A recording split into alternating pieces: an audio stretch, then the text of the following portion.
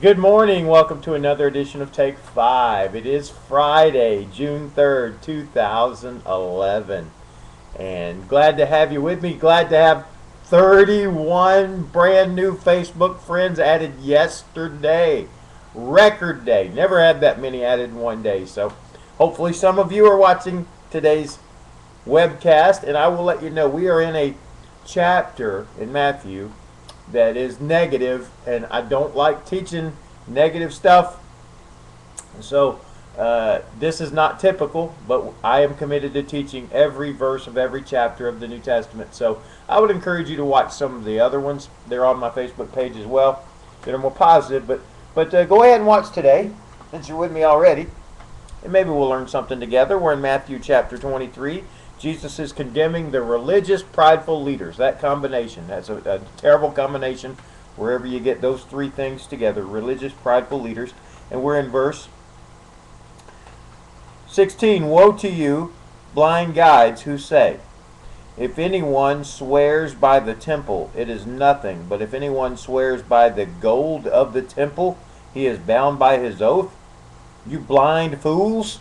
For which is greater, the gold or the temple that has made the gold sacred?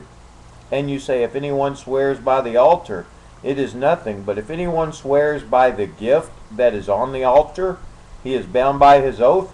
You blind men, for which is greater, the gift or the altar that makes the gift sacred?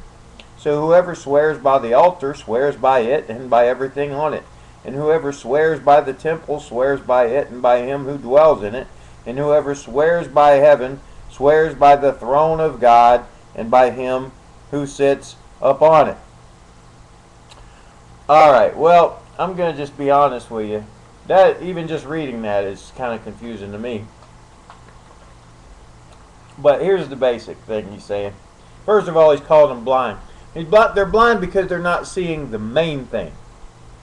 And I think sometimes as Christians and as leaders, we can miss the main thing. We can focus on the externals instead of the main thing. What's the main thing for a Christian? The main thing is your personal relationship with Jesus Christ.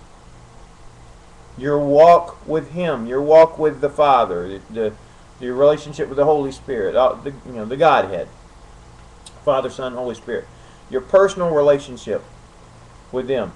And the next main thing, and Jesus talked about these in the last chapter, 22, is what you do for other people. How you love your neighbor. So your personal relationship with God and your relationship with other people. Those are the main things. But see, these guys were all hung up on the externals. You know, swearing by things. Jesus said you shouldn't swear anyway. Just don't swear. Say, just let your yes be yes and your no be no. Don't be saying, well, I'm going to do this for you, and I swear I'm going to do it for you. No. Just do what you say you're going to do. So if you don't swear at all, then you don't have any of these issues. But these guys, they were making big deals out of lesser things.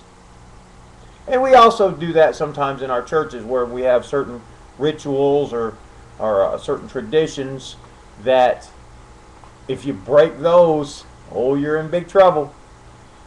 Let's just keep everything in perspective. There's nothing wrong with traditions and rituals, and these kind of draw people together.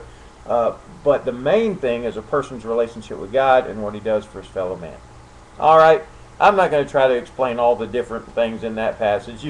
You're welcome to go study that out and research it. That's a tough passage for me, but I think I get the main point there. All right, very important passage tomorrow. A passage I think I do understand and can teach pretty clearly, and a passage I think, unfortunately, and I love our guys, and they've been doing real good to this point, but here's where our leaders in my church mess up. So come back tomorrow for the next edition of Take 5.